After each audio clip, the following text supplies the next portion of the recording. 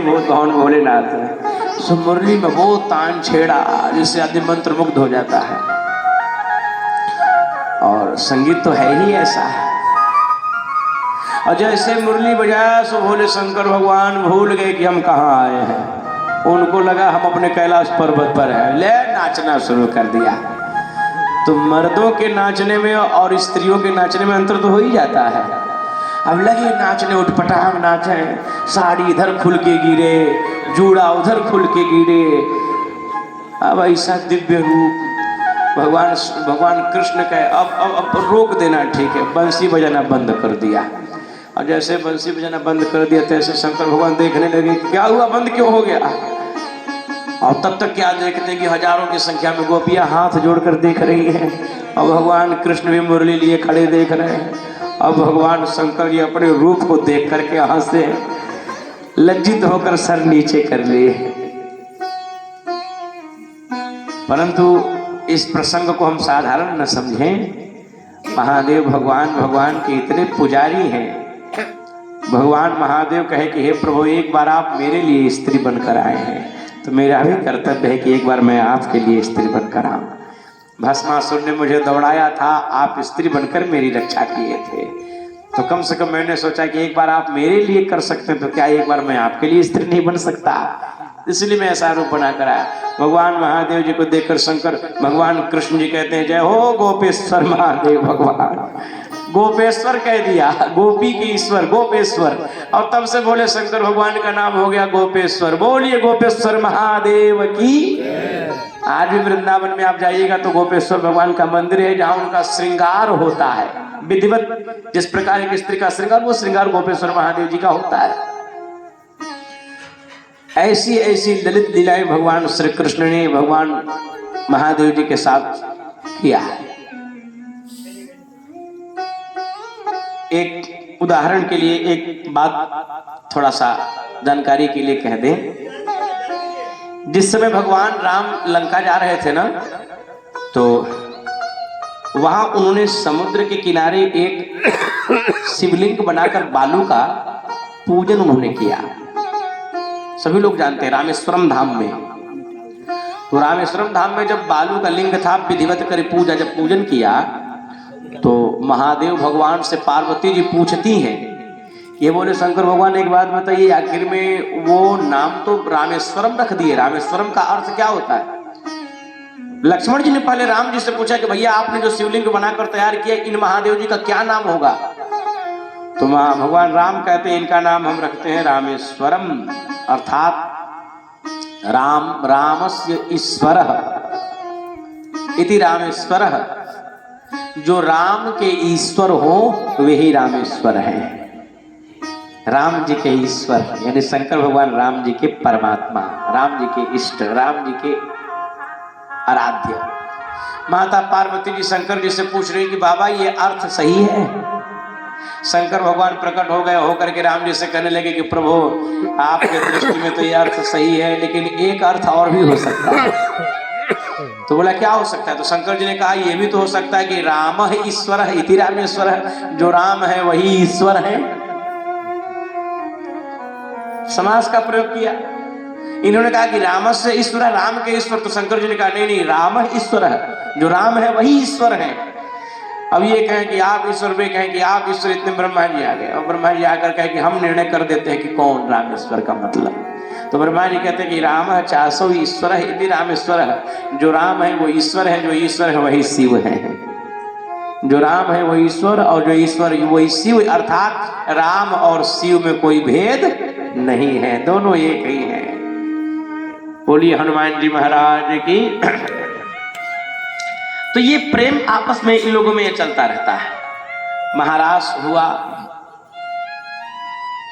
इधर कंस के यहां से जितने दूत भेजे गए भगवान श्री कृष्ण को मारने के लिए गोकुल वृंदावन में, सबको कृष्ण बलराम ने खेल ही खेल में सबका गोविंदाय नमो नमः करते चले गए, सबका अंत करते चले गए। कंस की घबराहट दिनों दिन बढ़ रही है, धीरे धीरे समय और करीब हो रहा है। कंस को पता चल गया कि ये कृष्ण बलराम ही वासुदेव देवकी की जो 8वीं संतान है, जो नंद जी के यहाँ गोकुल में रह रहे हैं, ये कृष्ण बलराम ही वासुदेव देवकी की 8वीं संतान है, वही हमारा काल है। इसलिए कंस ने सोचा कि अभी तक तो हम अपने अनुचरों को, अपने दूतों को भेज भेज करके हम उनको मारने का प्रयत्न किए हैं, जिसमें हमें सफलता नहीं मिली, तो क्यों ना हम उन्हें मथुरा में ही बुला करके और मथुरा में उन्हें हम स्वयं अपने हाथों से मार डालें।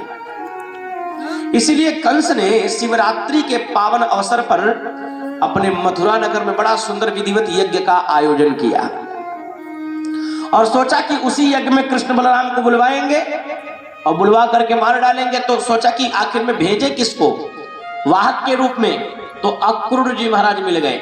भगवान कृष्ण के परम हितैषी थे, वासुदेव जी के कुटुंबी थे, नाम अक्रूर था। तो अक्रूर जी को कंस बुलवाया, जो यादवों के महामंत्री भी थे। और अक्रूर जी को बुलवा करके कंस ने कहा कि अक्रूर, तुम्हारा नाम तो अक्रूर है, लेकिन तुमसे निवेदन है कि कुछ दिन के लिए तुम क्रूर बन जाओ। और तुमको करना क्या है, यहां से गोकुल वृंदावन चले जाओ और गोकुल वृंदावन जा करके कृष्ण बलराम दोनों ग्वारिया को तुम यहाँ बुला कर लेकर के आओ। शिवरात्रि के पावन अवसर पर बोल देना कि मेला लगा हुआ है, बोल देना मामा जी याद किए। तुम तो बखूबी जानते हो कि कृष्ण बलराम देवकी की 8वीं संतान है, तुम जाओ लेकर के आओ। अक्रूर जी महाराज सोचने लगे और उन्होंने विचार किया कि ये पक्का है, ये पापी कंस भगवान कृष्ण और बलराम को मारने की इच्छा से यहाँ बुला रहा है। इसलिए उन्होंने मन ही मन विचार किया कि कृष्ण अगर जो भगवान होंगे तब तो ठीक है, लेकिन कृष्ण कोई साधारण होंगे, किसी साधारण व्यक्ति का कोई बालक होंगे, तो पक्का है ये पापी कंस उन्हें मार डालेगा। तो जब ये मारेगा तो वो हत्या का आरोप मेरे ऊपर आएगा। तो मेरा क्या धर्म बनता है कि मैं किसी के बच्चे को ला करके कंस को सौंप दूं। कंस से कहते हैं कि कंस भैया तुम मुझे मारना है मार ले, लेकिन मेरा यह अधिकार नहीं है कि मैं किसी दूसरे के बच्चे को ला करके तुम्हें समर्पित करूं और तुम उसका वध करो, तुम उसे मारो। मैं नहीं ला सकता, तुम मुझे मारो। कंस ने अक्रूर जी से कहा कि अक्रूर, तुम्हें मारना होता तो मैं कभी का मार चुका होता, तुम्हें मारने से मुझे कोई लाभ दिखता नहीं है। हाँ, वासुदेव देवकी को मार देने से मुझे लाभ दिखता है, वासुदेव देवकी का ही अंत करूंगा। चल देता है। अक्रूर जी पैर पकड़ लेते हैं, क्योंकि वासुदेव जी अक्रूर जी के बड़े भाई लगते थे रिश्ते में। पैर पकड़ लेता है कि उनको तुम क्यों मारने जा रहे हो। बोला जब कृष्ण बलराम को तुम नहीं लेकर के आओगे तो उन्हें मार देना उचित है। अक्रूर जी बड़ा विचार करते हैं और वचन देते हैं कि ठीक है, तुम चिंता न करो, मैं कृष्ण बलराम दोनों ग्वारिया को लेकर के यहाँ आऊंगा।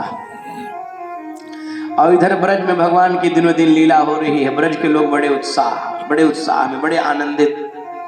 भगवान गाय चराते हैं, बच्चों के साथ लीला करते हैं, रास रचाते हैं। ब्रज की सभी वनिताएं बगैर कृष्ण को देखे। ब्रज की गोपियों की यह दशा थी कि ब्रज के लोगों की यह दशा थी कि एक दिन भगवान को नहीं देखते तो उन लोगों को चैन नहीं आता। यहां तक कि गोपियां न देखे तो शिकायत लेकर पहुंच जाती थी। एक दिन तो शिकायत लेकर के पहुंच गई, अरे मैया आज तो तुम्हारे बेटा ने क्या किया पता है तुम्हें। माता जी ने कहा क्या किया। बोला जमुना जी जल भरने के लिए गई थी, आया आकर के बोला अरे सखी मैं मटका उठा दूं। मैंने बोला उठा दे। उठाने के लिए मटका पर हाथ लगाया, जैसे सर पर रखने वाली थी मटका छोड़ दिया, और जैसे छोड़ा मटका गिर गया, पानी सब गिरा, मटका फूट गया। ऐसी ऐसी अटखेलियां करता हम सभी के साथ। माता यशोदा कहते हैं कि एक बात बता, तू सही कह रही है। बोला हाँ सही कह रही हूँ। बोला तू ऐसी कह रही है और मेरा बेटा आज सुबह से जो है किसी घर में से निकला ही नहीं, घर में ही आज उसको बंधक बना करके रखी हूँ। कहां से तुमको जमुना के किनारे मिल गया। दौड़ाती है जब तो सखियां हंसने लगती हैं, हाथ जोड़कर कहती है माँ ये उलाहना तो एक बहाना है। यद्यपि आज सुबह से उसे देखा नहीं था, भगवान को आज सुबह से देखा नहीं था, ये उलाहना एक बहाना है। यद्यपि स्नेह भगवान से लगाना है, उनके दर्शन के लिए हम लोग आए, एक बार केवल मिला दो, एक बार दिखा दो, हम लोग चले जाए। ऐसी नित्य नई लीलाएं। इधर अक्रूर जी महाराज अब गोकुल मथुरा से वृंदावन आ रहे हैं। रथ पर आरूढ़ हुए, सुबह से चले, शाम हो गई। आते आते जमुना जी के किनारे किनारे आते आते जब पहुंचे नंदगांव, तो सोचे नंद जी के महल में रात्रि के समय, ऐसे समय में पहुंचूं जो कोई देख न पावे। इधर सभी ग्वाल वाल शाम का समय था, अपने अपने घरों को लौट रहे थे गाय लेकर के। ग्रामीण अंचलों का आज के 20-25 वर्ष के पूर्व ग्रामीण अंचलों का दृश्य भी बड़ा सुंदर होता था। जैसे शाम होती थी तो देखने को मिलता था कि कुछ माताएं खेत से कुछ चारा लेकर लौट रही हैं, कुछ किसान झोले में सामान लेकर बाजार से लौट रहे हैं, छोटे छोटे बच्चे जो है स्कूल से लौट रहे होते हैं। बड़ा दिव्य मनोहर दृश्य। ऐसे ही गोकुल वृंदावन से लोग अब गाय चरा चरा करके अपने अपने घरों को लौट रहे हैं। शाम का समय है, सखियां जो है कृष्ण जमुना जी से पानी लेकर के लौट रही हैं और उसी समय अक्रूर जी महाराज रथ पर आरूढ़ होकर के वृंदावन में प्रवेश किए। और जैसे वृंदावन में उनका रथ आया, पूरे गोकुल वृंदावन में शोर हो गया। मथुरा से कोई दूत आया, मथुरा से कंस महाराज का कोई दूत आया, क्या पता कोई संदेशा, कोई नियम, कोई कानून लेकर के आया हो। कंस ने कोई कानून लगा दिया हो, कोई नियम लगा दिया हो। तो गांव के जब बड़े लोगों को पता चला तो वे लोग बोले, ऐसा है बच्चों से कि तुम लोग अपने अपने घरों में चलो और हम नंद राय जी के यहाँ चलते हैं, पता करके आते हैं कि अब दूत क्यों आया है, किस कारण से आया। नंद राय जी के अंगनैया में जाकर के जब वो रथ खड़ा हुआ, नंद राय जी को सूचना मिली, दौड़ कर आए, अक्रूर जी को पाकर गदगद हो गए, गले मिले, गले मिल करके आस ले आए। लेकिन देखा अक्रूर जी के मुख पर बड़ी उदासी, आसन दिया, चरण धोया, जल जलपान नैवेद्य आदि भोजन पानी सब हो जाने के बाद पलंग पर बिठाया। अब रात्रि का समय था, प्रायः सभी बच्चे अपने अपने घरों में थे, लेकिन नंद राय जी हैं और कुछ और गांव के बड़े लोग, बड़े बुजुर्ग लोग बैठ करके सुन रहे हैं कि जब मथुरा से दूत आया तो कुछ न कुछ संदेशा लेकर के आया होगा। कहीं ऐसा तो नहीं कि कंस ने कोई नियम अपने ब्रज के ऊपर पुनः लागू कर दिया हो। तो नंद राय जी ने अक्रूर जी से पूछा कि बाबा आपके आने का कारण क्या है, क्या बात है। लेकिन अक्रूर जी महाराज बड़े उदास, बता नहीं रहे, जल्दी उदास है। बाद में जब नंद राय जी ने बड़ा अनुनय किया तब उन्होंने कहा कि नंद राय जी, मैं आपके कृष्ण बलराम दोनों पुत्रों को ले जाने आया हूं, मथुरा ले जाने आया हूं और आपसे निवेदन इतना ही है कि आप कृष्ण बलराम दोनों भाइयों को मथुरा मेरे साथ जाने दीजिए। नंद राय जी ने जब ये बात सुना तो भगवान कृष्ण के बगैर, अच्छा भगवान को कौन चाहेगा भगवान हमसे अलग हो जाए। विश्वामित्र जी ने दशरथ जी से कहा कि अनुज समेत देहु रघुनाथा, निश्चर वध में होब सनाथा। इस संसार में सनाथ और अनाथ कौन है? बोला जिसके साथ नाथ है वही तो सनाथ है, और जो नाथ से अलग है वही तो अनाथ है। जिसके साथ भगवान है वो सुहागन है, जिसके साथ परमात्मा की शक्ति नहीं है वही इस संसार में अभागन है। अक्रूर जी कहे कि मैं कृष्ण बलराम को लेने आया हूं, पापी कंस ने वासुदेव देवकी को मारने का वचन दिया है, मैं यदि कल तक इनको लेकर के नहीं गया तो पापी कंस कृष्ण बलराम, पापी कंस जो है कि वासुदेव देवकी का वध कर डालेगा। इसलिए हे नंद राय जी, आपसे निवेदन है कि कृष्ण बलराम को आप मुझे सुबह जाने के लिए अनुमति दें, आज्ञा दें मेरे साथ। नंद राय जी रोने लगे, बोले कि भैया मेरे पुत्र हैं, मेरे पुत्र घर छोड़कर कहीं नहीं जाएंगे। आप मुझसे भले ही कह सकते हैं लेकिन यशोदा से नहीं कह पाएंगे। माँ का प्रेम जो है पिता के प्रेम से 10 गुना होता है। बेटा यहाँ से कहीं दूर पढ़ने के लिए जा रहा होता है तो भी माँ की आंखों में अचानक आंसू आ ही जाते हैं। यशोदा जी को जब पता चला, यशोदा जी रोती हुई आई आकर के अक्रूर जी के चरण पकड़ लेते कि मेरे बालक यहाँ से कहीं नहीं जाएंगे, मेरे पुत्र, मेरे कृष्ण बलराम, जिनको बगैर देखे हम लोग का न सवेरा होता है न शाम होती है, वे यहां से नहीं जाएंगे। अक्रूर जी कहे मां, आप भी एक मां है और एक मां देवकी भी हैं। जरा याद करें, कृष्ण बलराम की अपने माता पिता वासुदेव देवकी हैं जो 11 वर्षों से आज कारागार में बंद है। आपने तो केवल पोसा और पाला है, लेकिन जरा कल्पना करें जिस मां ने इनको जना है, आज तक वो मां इनका चेहरा तक नहीं देखी मेरे बेटे कैसे हैं। दिन दिन वो रो रही है, 11 वर्षों की प्रतीक्षा उसने किया है कृष्ण बलराम के लिए। उस माँ के दुख की कल्पना करिए। हे माँ, हम आपको वचन देते हैं कि कृष्ण बलराम को जल्दी ही हम मथुरा से आपको गोकुल वृंदावन छोड़ जाएंगे, लेकिन अगर जो हम कल लेकर के नहीं गए तो पक्का है कि पापी कंस जो है वासुदेव देवकी का वध कर डालेगा। वे लोग भी आपके कुटुंबी हैं, आपके रिश्तेदार हैं। एक संत कहते हैं शिवरंजनी में, कहते कि भावुकता से कर्तव्य बड़ा, कर्तव्य निभे बलिदानी से, कर्तव्य निभे बलिदानी से। भावुकता से बड़ा कर्तव्य होता है। भावनाओं में आकर के व्यक्ति को कर्तव्य अपना नहीं खो देना चाहिए। कर्तव्य जारी और कर्तव्य निभाने के लिए कहीं कहीं बलिदान भी करना पड़ता है। बेटी घर से विदा हो रही होती है, माता पिता सभी लोग रोते हैं, भाव है मन में, बिटिया जा रही है घर में दे।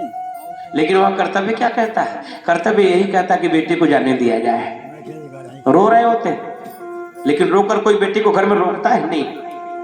भाव तो है लेकिन वहां कर्तव्य की प्राथमिकता है और कर्तव्य निभाने के लिए बलिदान करना पड़ता है। महाराज,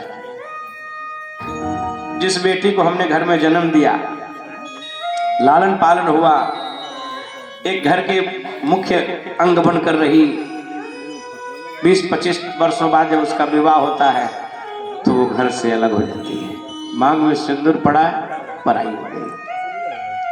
तो भावुकता के कारण आंखों में आंसू तो आते हैं, परंतु वहां कर्तव्य ये कहता कि इसे जाने दो, इसी में इसका हित है और उसके लिए बलिदान करना पड़ता। उतना बड़ा बलिदान कौन दे सकता है इस संसार में? सबसे बड़ा दान कन्यादान होता है, सबसे बड़ा दान। बोलिए हनुमान जी महाराज की। अब देखिए, रोते बिलखते रात्रि कब निकल गई कुछ पता ही नहीं चला। सवेरा जब हुआ तो गांव के उनके नंदराय जी के अगल बगल के अड़ोसी पड़ोसी, उनके इष्ट मित्र लोग दौड़े दौड़े आए। ये बात क्या है, काहे की रोने की आवाज आ रही है? तो किसी ने कहा कि अपने कृष्ण बलराम ये दोनों ग्वालिया गोकुल वृंदावन छोड़ करके ये जा रहे हैं, अपने कृष्ण जा रहे हैं, अपने प्रभु जा रहे हैं छोड़ करके वृंदावन, मथुरा जा रहे हैं। सब दौड़े दौड़े, भगवान कृष्ण के जितने मित्र थे सब दौड़े दौड़े आ गए, बगैर नहाए धोए दौड़ पड़े, आकर भगवान के आगे पीछे खड़े होकर भगवान को देख रहे, हमें छोड़कर जा रहे हैं। एक भगवान कृष्ण का मित्र दौड़ा दौड़ा आया, आकर प्रभु से कहने लगा, प्रभु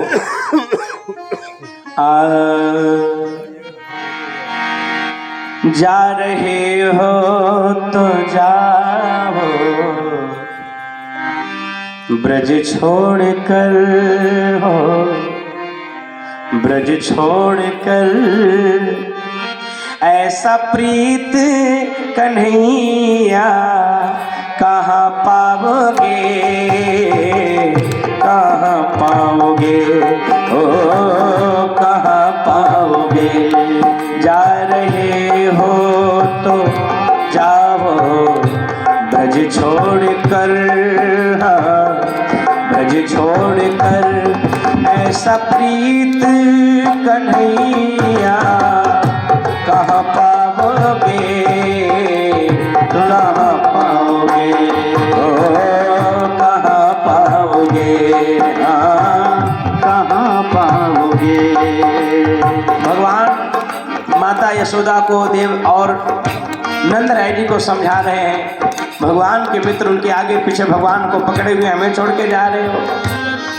वो लताएं वो लताएं वो ब्रज की डालियां, तेरे संग के साथी सहेलियां। वो लताएं वो ब्रज की डालियां, तेरे संग के साथी सहेलियां।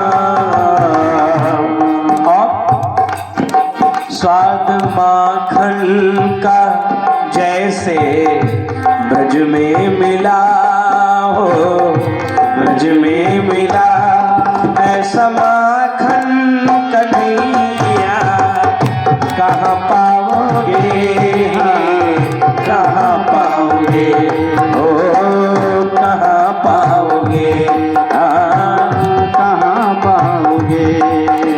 अक्रूर जी महाराज कृष्ण बलराम को रथ में बिठाते हैं। रथ धीरे धीरे गांव से बाहर निकलता है। माताएं अगल बगल रथ के चल रही हैं, बच्चे आगे आगे चल रहे हैं, भगवान को रोक रहे कि रुक जाओ, छोड़कर हमें न जाओ। क्या इसीलिए प्रीत लगाया था हम लोगों से? वो छीकों से माखन चुराना तेरा, संग में गोपियों से रास रचाना तेरा। छीकों से माखन चुराना तेरा, ब्रज में गोपियों संग रास रचाना तेरा। और स्वाद माखन का जैसे ब्रज में मिला हो, ब्रज में मिला ऐसा माखन कन्हैया कहाँ पाओगे, कहाँ पाओगे, ओ कहाँ पाओगे।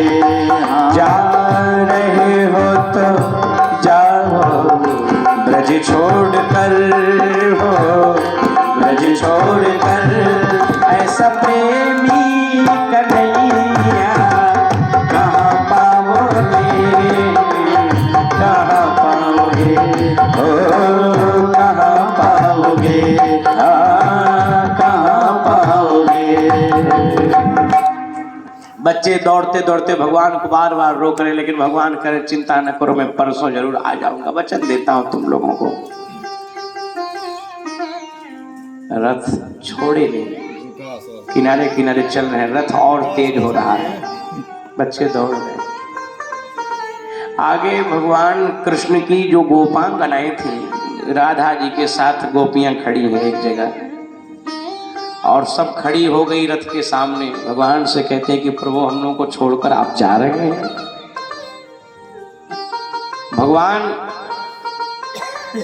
कहते हैं कि हम आप सभी से दूर नहीं हैं, हम तो सर्वथा आप सभी के पास हैं। भगवान तो ईशावास्यम इदम सर्वम, ईशावास्य उपनिषद का प्रथम श्लोक, परमात्मा तो हर जगह विद्यमान है, अनुभव करने की जरूरत है। गोपियों से कहते हैं कि आप सब यदि हमसे प्रेम करती हैं तो प्रेम का एक उद्देश्य होता है। प्रेम यदि सही है तो वह निस्वार्थ पूर्ण होना चाहिए। यदि प्रेम में स्वार्थ आ गया तो वह वासना और दुर्वासना का रूप लेकर के पद प्रतिष्ठा का हनन कर बैठता है। लेकिन प्रेम में यदि निस्वार्थ भाव हो तो वह प्रेम उपासना का रूप लेकर जीव का लोक और परलोक दोनों बना देता है। भगवान कहते हैं कि आप सब हमसे प्रेम करती हैं तो प्रेमी का पावन कर्तव्य है कि प्रेमी का सुख जिसमें हो उस सुख में उसे सुखी होना चाहिए। तो मेरा सुख यही है कि मेरा इस मथुरा जाना है मुझे, तो आप सब यदि मेरे सुख में सुख का अनुभव करें तो मुझे जाने दें। गोपियों की आंखों से आंसू। भगवान कहते हैं कि हम आप सब जितना हमसे प्रेम करते हैं उतना ही प्रेम हमारा भी आप लोगों के प्रति है, लेकिन आप लोगों की आंखों से एक बूंद भी जल धरती पर गिरेगा तो धरती पर प्रलय आ जाएगी।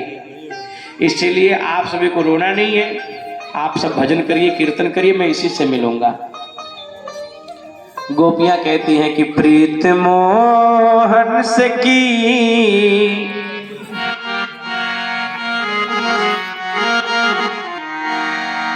प्रीत मोहन से की, इस भरोसे पे की, 4 दिन जिंदगी के बदल जाएंगे, गुजर जाएंगे। 4 दिन जिंदगी के गुजर जाएंगे। प्रीत मोहन से की, इस भरोसे पे की, प्रीत मोहन से की तो भरोसे पे की, 4 दिन जिंदगी के गुजर जाएंगे। 4 दिन जिंदगी के गुजर जाएंगे। एक सखी कहती है, ऐ मेरे दिल तुझा मान जा, मान जा, ऐ मेरे दिल तुझा मान जा, मान जा, श्याम है बेवफा इनसे दिल ना लगा, श्याम है बेवफा इससे दिल ना लगा। ये तो आएंगे आकर चले जाएंगे, ये तो आएंगे आकर चले जाएंगे। तेरी प्रीत को बदनाम कर जाएंगे, तेरी प्रीत को बदनाम कर जाएंगे। प्रीत मोहन से की, इस भरोसे पे की प्रीत मोहन से की तो भरोसे पे की। 4 दिन जिंदगी के गुजर जाएंगे, 4 दिन जिंदगी के गुजर जाएंगे, 4 दिन जिंदगी के गुजर जाएंगे, 4 दिन जिंदगी के गुजर जाएंगे। सभी गोपियां जब रास्ता छोड़ देती हैं, भगवान कहते हैं कि आप लोगों के आंखों से एक बूंद आंसू गिरेगा तो प्रलय आ जाएगी। सब गोपियां रोना बंद कर देती हैं, कहती हैं प्रभु हम लोग आपसे प्रेम किए और आपकी प्रसन्नता जिसमें है उसी में हम सब प्रसन्न हैं। प्रभु आप हमसे दूर कहाँ हैं? भगवान तो भक्त के विश्वास में रहते हैं, हम जब चाहेंगे तब आपको बुला लेंगे। लेकिन भगवान के जो मित्र थे छोटे छोटे वो बात नहीं माने, अगल बगल अभी दौड़ रहे।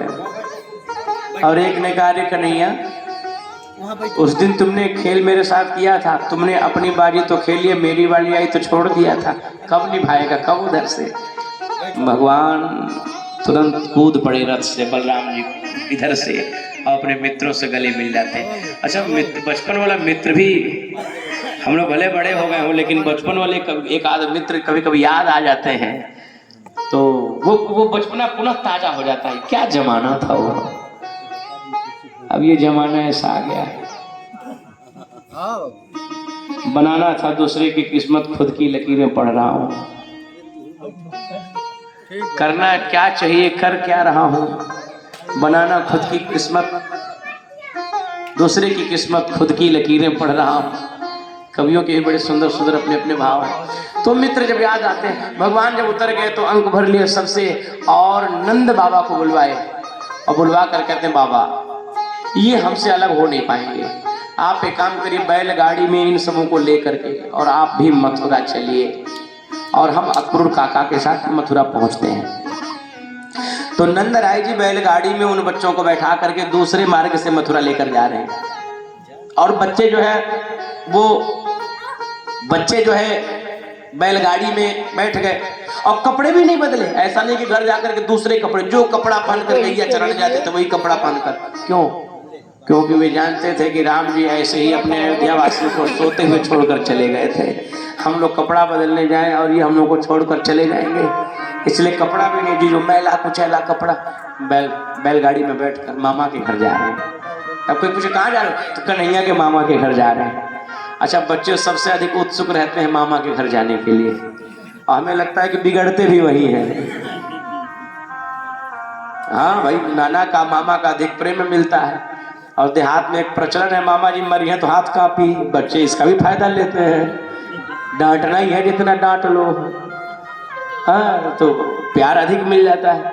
भगवान जब जाने के लिए जब ग्वाल बाल लोग बैलगाड़ी में बैठकर नंदराय जी के साथ जा रहे हैं और इधर अक्रूर जी के साथ भगवान जा रहे हैं। भगवान जब ध्यान से देखते हैं तो अक्रूर जी के चेहरे पर एक विषाद की रेखा, चिंता की रेखा झलक रही थी और अक्रूर जी यही सोच रहे थे, हे मन ये भगवान होंगे तो निश्चित ही कंस का उद्धार करेंगे, लेकिन कहीं कोई साधारण बालक निकले तो ये पक्का है कि पापी कंस इनको मार डालेगा और यदि पापी कंस ने इनको मार दिया तो वो हत्या मुझे ही लगेगा। इसीलिए विचारते हुए सोचते हुए जा रहे हैं, भावनाओं के उथल पुथल में डूब रहे हैं, उतर रहे हैं। भगवान तो सर्वंतर्यामी है, इनके मन की बात जान गए और भगवान कहते हैं काका बात का है, इस महीने में भी आपके जो है चेहरे पर पसीना गर्मी, क्या बात है? अक्रूर जी नहीं कहे कुछ सोच रहा हूँ। भगवान बोले कुछ सोचिए मत, थोड़ा रथ किनारे खड़ा करे, जमुना जी में से जब जमुना जी में थोड़ा सा स्नान करके फिर आगे बढ़ा जाए। और जब जमुना जी में स्नान करने के लिए अक्रूर जी गए हैं, नीचे डुबकी लगाया, आंख खोला पानी में तो क्या देखा, शेष सैया पर वही कृष्ण जो बाहर रथ में खड़े, वही दिव्य दर्शन। खड़े होकर के बाहर भगवान को देखते तो भगवान मुस्कुरा रहे, नीचे डुबकी लगाया फिर पानी में वही दिव्य दर्शन है। अक्रूर जी बड़े प्रसन्न हुए, मुस्कुराते हुए बाहर निकले। भगवान बोले काका क्या हुआ, आपने जल में कुछ देख लिया क्या? बोला हाँ, जिसकी चिंता थी वह चिंता दूर हो गई, जिसके लिए घबरा रहा था उसी को देख लिया। भगवान बोले जब चिंता दूर हो गई, जब हम साथ में तो चिंता का है क्या करना। अरे सिर पर सीताराम फिकर फिर क्या करना, तेरे बिगड़े बनेंगे काम फिकर फिर क्या करना, बैठ जाइए। अक्रूर जी रथ हाँकने लगे। अक्रूर जी रथ लेकर कृष्ण बलराम को जब मथुरा में प्रवेश करते हैं तो इधर नंद राय जी पहले ही ग्वाल बालों को लेकर मथुरा पहुंच चुके थे। अब वृंदावन से आने वाले मार्ग में सब बच्चे खड़े होकर के भगवान कृष्ण की राह देख रहे थे कि अभी तक लाला आया नहीं, कन्हैया नहीं आया, दाऊ भैया नहीं आए। और जब दूर रथ दिखाई दिया दौड़ पड़े, कन्हैया आ गए, दाऊ भैया आ गए, दौड़ पड़े। और भगवान कृष्ण बलराम अपने मित्रों को देखते ही रथ से छलांग लगा दिए और छलांग लगा करके अंक भर लिया।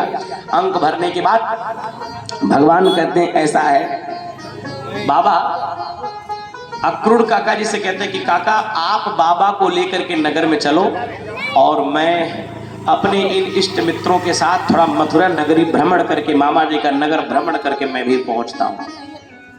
तो जैसे ही मथुरा नगरी में भगवान कृष्ण ग्वाल बालों को लेकर के प्रवेश करते हैं तो देखा है प्रासादात शिखरारूढ़ा, बड़े बड़े महल, अट्टालिकाएं, संगमरमर, मार्बल, बड़े बड़े मणि माणिक्यों के घर। जब देखा तो ये लोग जंगल में रहने वाले हैं, अब आज जीवन में पहली बार ये लोग शहर गए थे।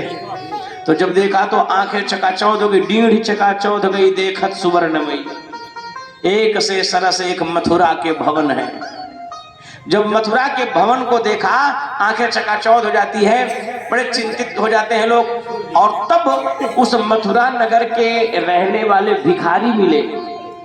तो वहां के भिखारियों को देखा तो कैसा, तो देखते हैं कि सोने की थाली में भोजन कर रहे हैं, कपड़े ऐसे सुंदर सुंदर। बोला जिनके आगे भिखारियों की हालत है और हम लोगों का धोती कुर्ता ये है।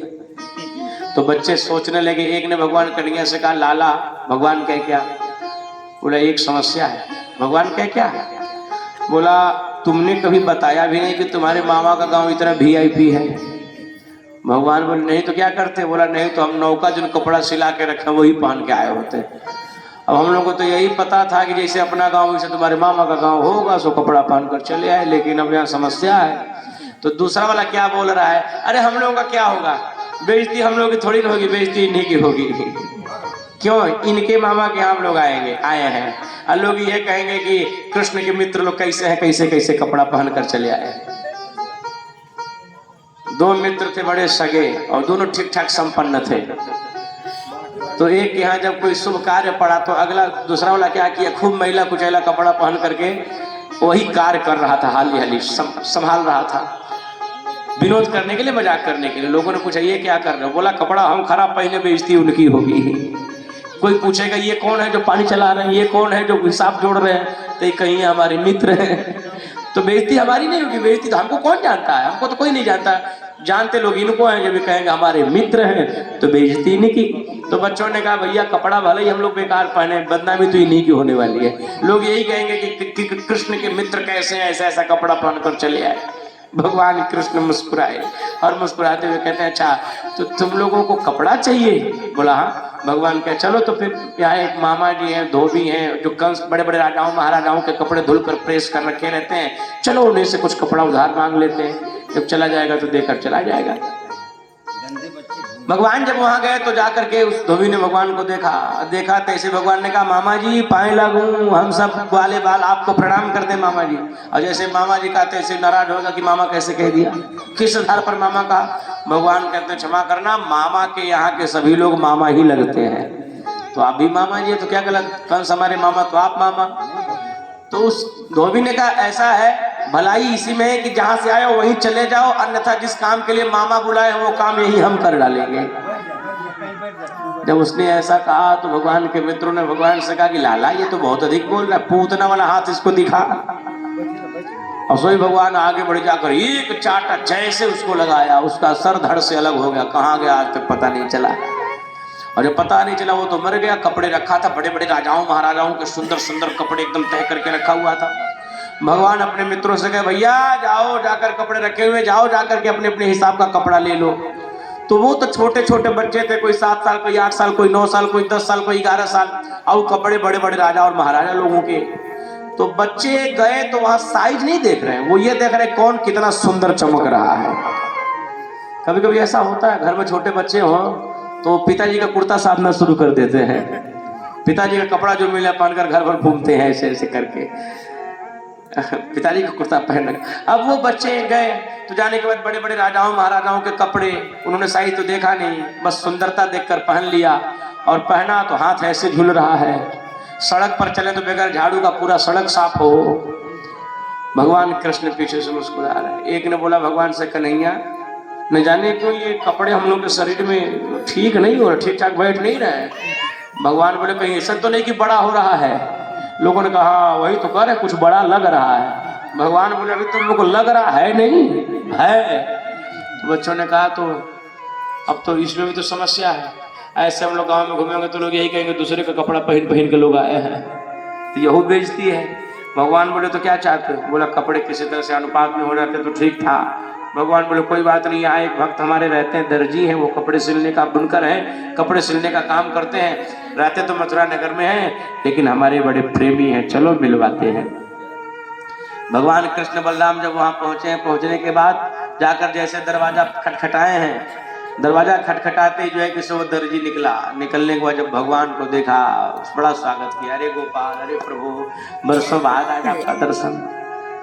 भगवान को, भगवान का परम भक्त था, मथुरा में भले ही रहता था, जैसे विभीषण लंका में रहते थे, लेकिन भक्त भगवान का। बड़ा स्वागत किया, आसन पर बिठाया, चरण धोया, नैवेद्य कराया। तब भगवान से कहता प्रभु कोई आज्ञा, आदेश? भगवान कहते हैं आदेश नहीं, एक निवेदन है। इन बच्चों के कपड़े हैं, उन कपड़ों को थोड़ा सा आप अनुपात में कर देते तो बढ़िया। उसने बोला सरकार आपके हम पुजारी हैं, सेवक हैं, और एक सेवा आपने दिया वो हम न करें, ये असंभव है, ऐसा नहीं हो सकता। बड़े कम ही समय में उस दर्जी ने बड़े कम ही समय में कपड़ों को ठीक ठाक करके उन बच्चों को दे दिया। तो बड़े कम समय में जब कपड़ों को ठीक ठाक करके बच्चों को दे दिया और सभी लोग पहन लिए, पहनने के बाद भगवान कृष्ण कहते हैं कि अब बताओ अब किसी चीज की कमी? बच्चों ने भगवान से कहा प्रभु अब एक बात की और कमी है। किस बात की? बोला माथे पर थोड़ा सा चंदन लग जाता तो शोभा बढ़ जाती। ब्रजवासियों की ये पहचान है कि माथे पर तिलक, चंदन, चौबंदी, धोती, माथे पर चंदन, ये जरूर।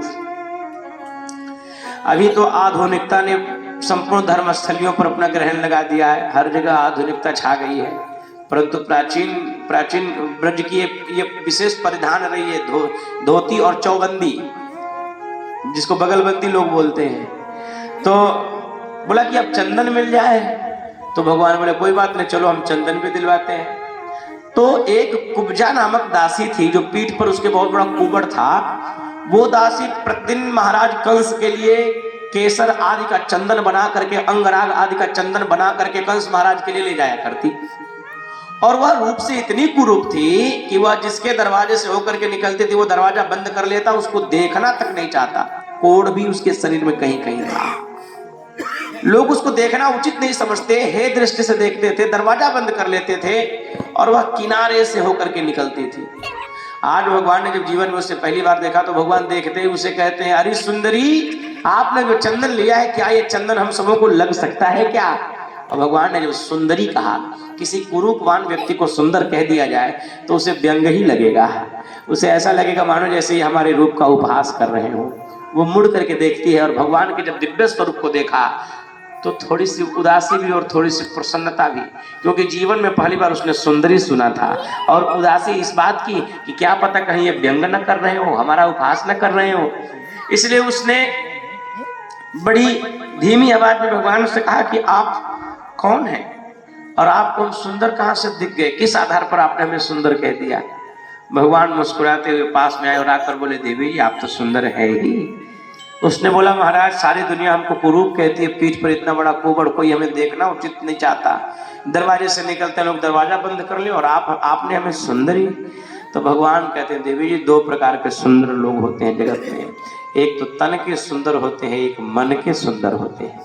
भगवान ने कहा कि जिनका तन सुंदर होता है कोई जरूरी नहीं उनका मन सुंदर हो। तन का सुंदर भले ही जो है कि संसार तन की सुंदरता का मूल्यांकन करे, महत्व दे, लेकिन हमारे यहाँ तन की सुंदरता की नहीं, हमारे यहाँ तो मन की सुंदरता का मोल है। इसलिए आप तन से नहीं, मैं तो आपका मन देख रहा हूँ, मन आपका बड़ा सुंदर है। हम लोग जितने लोग यहाँ बैठे हैं प्रायः हर आदमी अपना पोज, अपना बाहरी स्वभाव, बाहरी स्वरूप सजाने के चक्कर में लगा रहा था कि हम कैसे दिखें, हमारा व्यक्तित्व कैसा हो, हमारा व्यक्तिगत स्वभाव कैसा हो। इस पर बहुत कम लोग विचार करते हैं। और हमें लगता है कि यदि हम अपने स्वरूप पर थोड़ा सा ध्यान कम भी दें और अपने स्वभाव पर ध्यान अधिक देंगे तो लोक और परलोक दोनों बनने में विलंब नहीं होगा। जब तक जिएंगे शान से जिएंगे और मरेंगे भी तो भगवान के यहाँ भी सम्मान होगा, दोनों लाभ मिलेगा जीव को। इसलिए एक भजन हमें याद आता है,